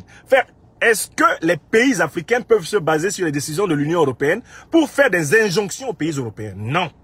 Parce qu'ils ne sont pas membres de l'Union européenne. À la limite, les pays africains peuvent s'appuyer sur des décisions de l'Organisation des Nations Unies pour faire des remarques ou des critiques à un pays étranger. Mais ils ne peuvent pas s'appuyer sur les décisions de l'Union européenne parce qu'ils n'en sont pas membres. Ces décisions sont contraignantes pour les Européens. Elles ne peuvent pas être contraignantes pour les Africains. Donc, on n'a pas écrit un paragraphe dans lequel on invoque la CEDEAO contre les Africains, alors qu'on n'est pas Africain soi-même. C'est tout simplement absurde. Enfin, dans ce paragraphe, on dit que les gens de Wagner sont impliqués dans de graves violations des droits de l'homme, etc., etc. Mais qui a violé plus les droits de l'homme en Afrique que les puissances occidentales? Qui a violé depuis plus de 5 siècles davantage les droits de l'homme en Afrique que les puissances occidentales? Et dans le cas de l'Afrique francophone, quelle est la puissance qui a le plus tué, massacré des Africains francophones que la France? Mais vous faites comme si l'histoire n'est pas là pour témoigner du fait que vous n'êtes pas bien placé pour en parler. Y a-t-il eu un tribunal historique pour juger des massacres, des crimes contre l'humanité, de la traite des Noirs? Y a-t-il eu un tribunal historique pour juger des massacres de la pénétration coloniale du 19e siècle au 20e siècle? Y a-t-il eu un tribunal historique pour juger des crimes et des atrocités perpétrés lors des coups d'État financés par la puissance française, fomentés par la puissance française dans ce qu'on a appelé son précaré africain? Est-ce qu'il y a eu un tribunal où cela a été jugé? Récemment, l'armée française a tué des populations civiles africaines au Niger. Elle a blessé des Africains aux mains nues au Niger. En 2004, des Ivoiriens ont été massacrés à l'hôtel Ivoire par l'armée française. Y a-t-il eu un procès pour ces personnes assassinées, pour que vous vous placiez à la tête d'une coalition qui donne des leçons de droits humains aux Africains? Pour qu'on donne des leçons en matière de droits humains aux Africains, il faudrait leur donner la preuve déjà qu'on les respecte soi-même. On ne peut pas avoir tué à Terra. On ne peut pas avoir blessé à Kaya. On ne peut pas avoir massacré en Côte d'Ivoire et massacré dans tout le continent africain et revenir avec une coalition pour donner des leçons de morale des droits de l'homme aux Africains. Nous, intellectuels, fils de l'Afrique, citoyens adoptifs d'Occident, nous disons non à cette imposture. Dans la liste des puissances qui font la morale, maintenant donc aux autorités maliennes, mais je vois toute une liste de puissances coloniales. Est-ce que l'Allemagne, je vais prendre la liste là, je vais prendre les autres pays qui ont signé. Est-ce que l'Allemagne a fini de payer aux Africains ce qu'elle a fait? Le génocide de Herero en Namibie, Herren und Damen in Deutschland. Haben Sie das?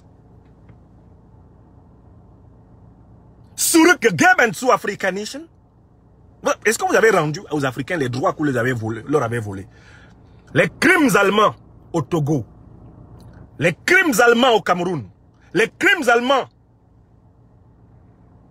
en Namibie, les crimes allemands en Afrique du Nord pendant les 2 guerres.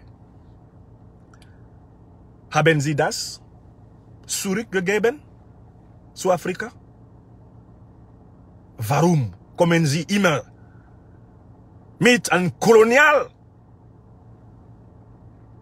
Kolonialvision gegen Afrika? Sie, Deutschland. Warum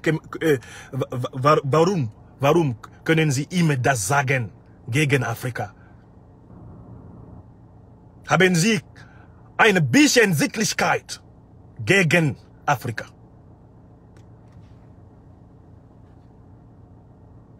Ils ont complètement oublié ce qu'ils ont fait en Afrique. Ils ont oublié les Allemands alors. Ils reviennent avec la mémoire courte. Dans une coalition soi-disant morale. Les Belges, qu'est-ce qu'ils ont fait au Congo? La Belgique a-t-elle été jugée pour ses crimes au Congo? C'est un pillage du Congo? La Belgique a-t-elle payé? Est-ce que la Belgique peut donner des cours de morale aux peuples africains après ce qu'elle a fait au Congo? Le Canada s'associe à la coalition. Est-ce que le Canada a fini de rendre et de respecter les libertés des populations natives américaines au Canada? Est-ce qu'on a fini de rendre aux populations autochtones d'Amérique leurs droits au Canada? C'est fini? Les réparations sont faites pour que vous traversiez et veniez expliquer les droits de l'homme aux Maliens. Il y a un petit problème là. Le Danemark aussi s'en mêle. Mais Danemark, vous avez quoi à voir là dans cette affaire? Quels sont vos intérêts au Mali? L'Espagne, oh là là mon Dieu, l'Espagne, le royaume d'Espagne. L'un de ces premiers royaumes négriers au monde. Est-ce que l'Espagne a fini? Est-ce que l'Espagne a fini de payer ses crimes négriers, ses crimes coloniaux? Tous les crimes de l'Espagne contre les Africains, contre les Noirs du monde, ont-ils été l'objet d'un procès pour que vous veniez enseigner la morale aux Maliens? Les Pays-Bas, mon Dieu, eux aussi, tout ce qu'ils ont fait en Asie du Sud-Est, les Néerlandais, est-ce qu'ils ont fini de s'expliquer? Au Suriname, ils ont fini de s'expliquer de ce qu'ils ont fait en Malaisie. Ils ont fini de s'expliquer de ce qu'ils ont fait un peu partout au Sri Lanka, en Indonésie, les Néerlandais. Et je vois aussi le Portugal qui vient signer. Le Portugal qui est maintenant financé par l'Angola. Cette puissance négrière, cette puissance coloniale, néocoloniale, aujourd'hui maudite, car dépendant désormais du Brésil et de l'Angola, peut-elle venir donner des leçons de morale au peuple malien? Le Royaume-Uni, mon Dieu, ils ont oublié. Comment les Anglais peuvent-ils avoir oublié la dette de sang qu'ils doivent à l'Afrique? L'énorme dette de sang qu'ils doivent à l'Afrique. Du Cap au Caire. Quand ils ont soutenu le régime de l'apartheid pour massacrer les Noirs en Afrique du Sud. Avec les Margaret Thatcher, les Pik Botha, les Peter Botha. Ils ont oublié 100 ans. Ils ont oublié les crimes en Inde. Ils ont oublié tout ce qu'ils ont fait, les massacres de Fashoda. Il y a eu des procès pour cela à Londres. Have you ever accepted to be judged for your crimes against African humanity? You in the United Kingdom. How can you go inside the coalition to treat Mali? Et puis on voit des pays qui viennent là, la Roumanie, la Suède, la Tchéquie. Vous aussi, excroissance, sous-puissance occidentale, vous mêlez de vouloir brimer les Africains en plein 21e siècle. Donc voilà. Voilà ce que doivent dire les leaders politiques.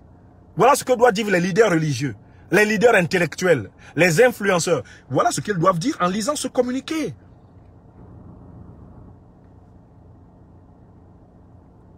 L'avant-dernier paragraphe dit que la coalition occidentale réaffirme sa volonté de soutenir le peuple malien. Donc, en fait, vous passez outre l'existence d'un gouvernement au Mali, vous passez outre l'existence d'une armée malienne, et vous voulez travailler directement avec le peuple malien, mais c'est de la colonisation. Vous vous adressez directement au peuple malien en tant que qui? Est-ce que vous êtes les autorités maliennes? Le Mali a des représentants. De quel droit vous sautez toutes les instances dirigeantes du Mali pour vous adresser au peuple malien? De quel droit? Il s'agit d'une manœuvre typique du colonialisme et de l'impérialisme. On doit le dire. Enfin, pour ce qui concerne le dernier paragraphe qui évoque le calendrier électoral au Mali. Mais est-ce que le calendrier électoral malien est l'affaire des puissances occidentales? Non. C'est l'affaire du peuple malien. redisons-le une fois de plus ici, les Maliens organiseront des élections quand consensuellement, toutes les forces politiques maliennes rassemblées estimeront qu'il est temps, de procéder au renouvellement démocratique de leurs institutions. Seul le peuple malien, souverain, et les autorités qu'il s'est données doivent décider du moment du renouvellement démocratique de leurs institutions. C'est le principe de souveraineté. C'est le principe de souveraineté qui est valable d'un bout à l'autre dans la critique de ce communiqué.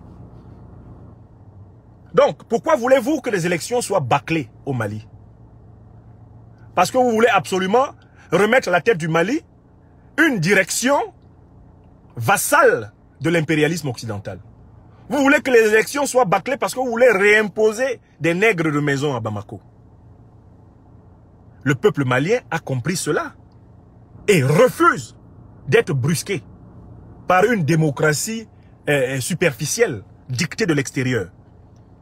L'Afrique des libertés l'a compris et elle vous demande de laisser le peuple malien aller patiemment à la mise en place de ses propres institutions démocratiques.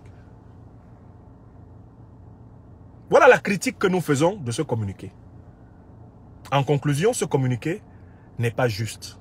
Ce communiqué n'est pas véridique. Il n'est pas honnête. Ce communiqué n'est pas digne de nations qui prétendent être des démocraties et des États de droit. Nous leur demandons à toutes ces nations de réviser complètement leur vision de l'Afrique. Les aspirations des peuples africains sont des aspirations totales à la dignité, à la souveraineté, à la liberté et à la prospérité. L'Afrique ne pourra changer que de l'intérieur, à partir d'elle-même, par le consensus et le rassemblement de ses forces vives. Nous demandons aux grandes puissances occidentales de renoncer au ton grand seigneur, de renoncer au ton condescendant, méprisant, dominant, de renoncer à la menace, à arrêter de nous menacer. Nous sommes bientôt 2 milliards d'Africains à travers le monde, plus d'1 milliard en Afrique. Vos menaces, vos intimidations, vos persécutions ne pourront plus résoudre le problème. Vous ne pourrez pas, grâce à cela, vous assurer la domination de nos peuples, de nos personnes. Le temps de la domination, mesdames et messieurs, des grandes puissances occidentales est passé. Faites un effort, ce que j'appelle une emendatio rerum intellectus Africa. Changez votre vision de l'Afrique, car l'Afrique a changé. Changez votre vision de l'Afrique, car l'Afrique ne vous attendra pas. Les peuples africains ne vous attendront pas. Les élites africaines ne vous attendront pas. Enlevez-y la condescendance. Enlevez-y le mépris. Enlevez-y le cynisme. Mettez-y du bon sens. Mettez-y de la justice. Mettez-y de la vérité. Et acceptez un nouvel agenda de la relation entre l'Afrique et l'Occident. Les Africains ne veulent pas devenir des Russes. Les Africains ne veulent pas devenir des Chinois. Les Africains ne veulent pas devenir des Blancs d'Europe. Catholiques, judéo-chrétiens comme le disait Zemmour. Les Africains veulent être authentiquement des Africains. C'est-à-dire des hommes libres comme les autres. Des hommes libres avec les autres. Vous commettez une très grave erreur lorsque vous pensez, et c'est l'esprit de votre communiqué, que l'on est en train de vous arracher l'Afrique pour la donner à la Russie ou à la Chine. Ce n'est pas vrai. Les Africains ne se donnent ni à la Russie ni à la Chine. Les Africains se donnent à eux-mêmes. Ils s'auto-donnent. Les Africains se pardonnent. Les Africains sont en train de s'unir. Ils sont en train de se rassembler. Ils sont en train de travailler à obtenir la reconnaissance et la respectabilité, non seulement d'eux-mêmes, pour eux-mêmes, mais du monde entier pour eux-mêmes. La problématique africaine est celle de la revendication d'une humanité pleine. Ce n'est pas la problématique du remplacement d'une domination par une autre. L'Afrique ne veut pas passer de la domination occidentale à la domination orientale, asiatique. Non! L'Afrique veut sortir de toutes les dominations. Et si vous observez les changements d'alliance aujourd'hui en Afrique, ce sont des changements dans le but de créer l'espace de la liberté et de la souveraineté des Africains eux-mêmes. Et c'est tout. Mes chers amis, voilà l'analyse à froid que je voulais donner de ce communiqué. Vous vivez à travers les 17 pays qui ont écrit ce communiqué. Faites comme moi je fais ici en France, l'effort de vous adresser aux autorités du pays dans lequel vous vivez. Africains d'Allemagne. Africains d'Allemagne. Africains du Royaume-Uni. Africains du Canada. Africains du Danemark, de la Suède, d'Espagne, du Portugal, de la Tchéquie. Africains de tous les pays, les 17 pays signataires de ce communiqué menaçant contre le Mali. S'il vous plaît, prenons la parole et adressons-nous aux autorités de nos pays respectifs. Arrêtons de raser les murs. Arrêtons de nous taire si nous aimons nos propres enfants qui sont là à la maison. Si tu aimes tes propres enfants qui sont à la maison, s'il te plaît, adresse-toi aux autorités de ton pays de résidence.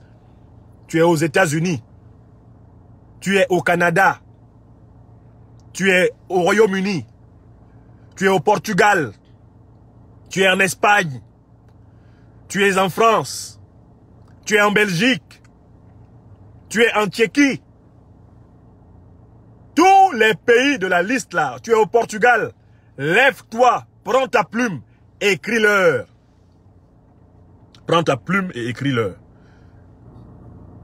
Écris-leur, dis-leur que le communiqué qu'ils ont signé à l'adresse du peuple malien est vécu par toi, qui es un citoyen adoptif de leur pays, comme une humiliation de ta personne et de tes enfants, de ta personne et de tes semblables. Lève-toi et parle, africaine, africain. Arrête de trembler, de te cacher derrière ton petit doigt.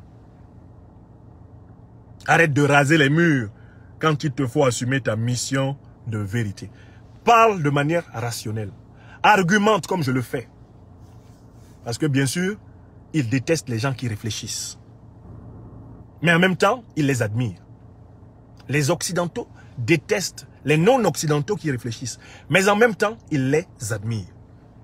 Car s'il y a une vérité de l'Occident, c'est que l'Occident a de l'admiration pour la connaissance. C'est une civilisation qui a intégré la connaissance comme étant l'une de ses valeurs. C'est par là que l'Occident peut être touché.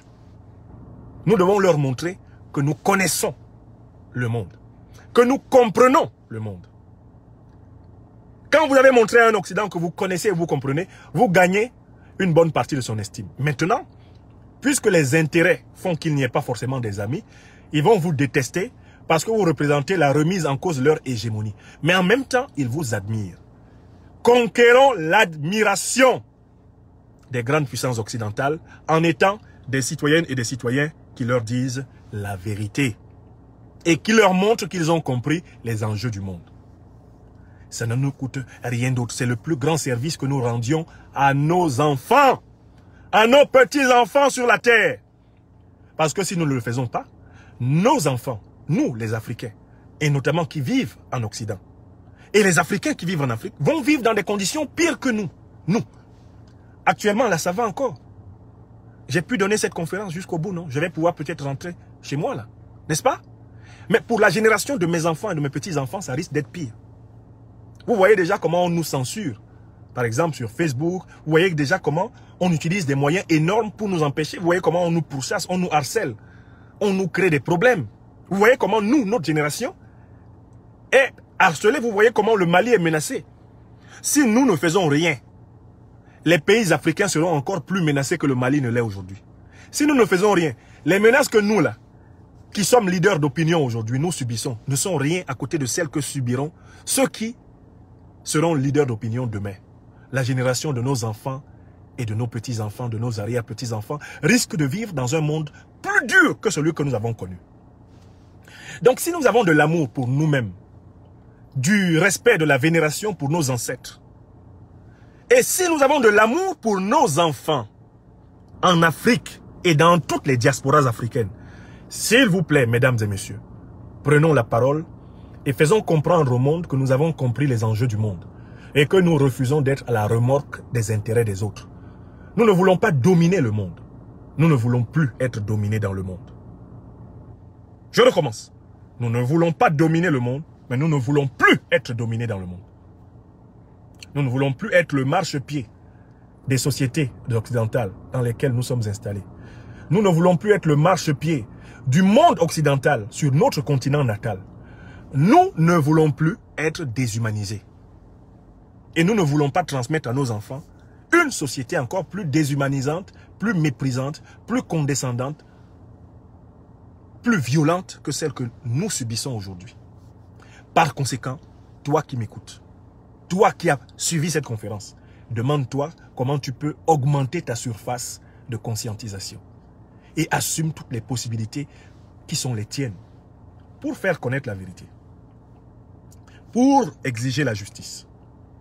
Et là, soutenons fortement le peuple malien. Le peuple malien est à un tournant décisif. Le Mali va être l'objet de tentatives de coup d'État. Des rébellions vont être fomentées à toutes les frontières du Mali dans les prochains jours. Et elles sont déjà en cours de fomentation au moment où je vous parle.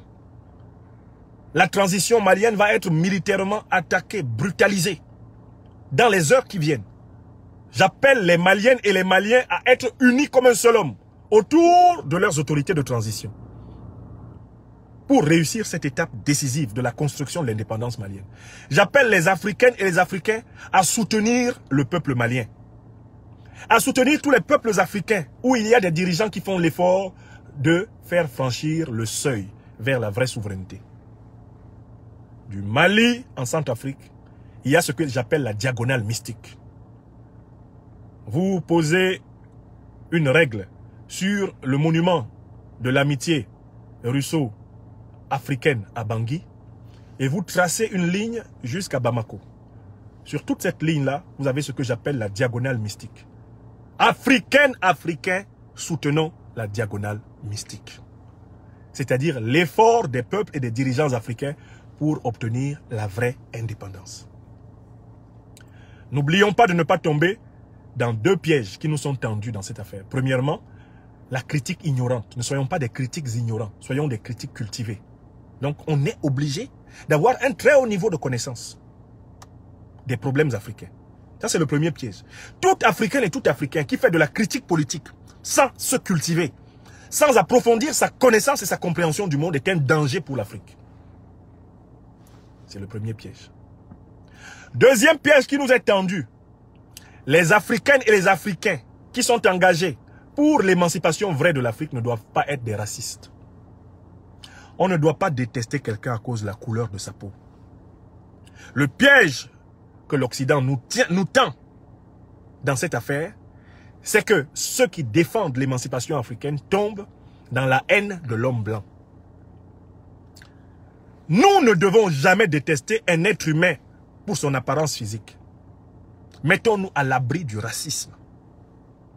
Refusons aussi qu'on nous fasse dire que nous voulons que l'Afrique domine le monde, que l'Afrique se venge du monde. Nous ne sommes pas à la recherche de l'impérialisme africain.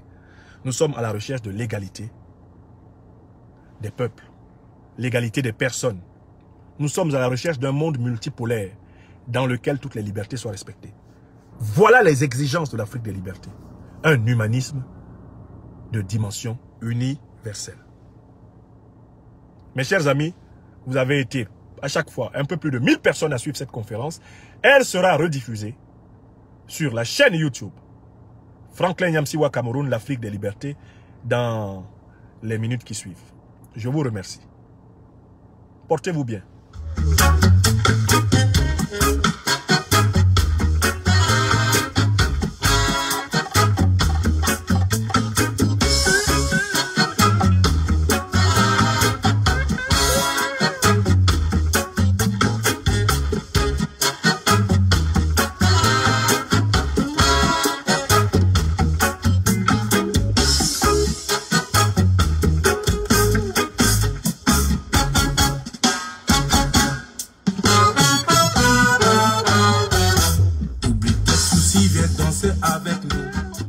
Mon colonel Assimi Goïta, président de la transition malienne, Docteur Choguel Kokala Maïga, Premier ministre du gouvernement de transition malienne. Monsieur l'ambassadeur Abdoulaye Diop, ministre des Affaires étrangères du Mali. Je vous demande encore et toujours de libérer mon frère et ami, le réfugié politique ivoirien, Mohamed Soukou Sess, dit Bensouk, que vous détenez injustement pour faire plaisir à un vassal de la France-Afrique, Alassane Dramane Ouattara. Amis à Bamako, frères et sœurs maliens à Bamako, allez dire au colonel Goïta de libérer le réfugié politique ivoirien, Mohamed Soukou Sess, dit Bensouk. Société civile et politique malienne, allez parler au Premier ministre, Choguel Kokala Maïga, de faire preuve d'un panafricanisme concret en ne faisant pas du Mali un lieu où on persécute les réfugiés politiques africains. Je compte sur chacune et chacun d'entre vous au Mali pour parler et obtenir le retour à sa maison à Bamako de mon frère et ami Mohamed Soukou Sess, dit Bensouk, kidnappé au Mali, emprisonné au Mali sur les ordres d'Alassane Dramane Ouattara. Merci encore. Frère Bensouk, tiens bon, tenons bon.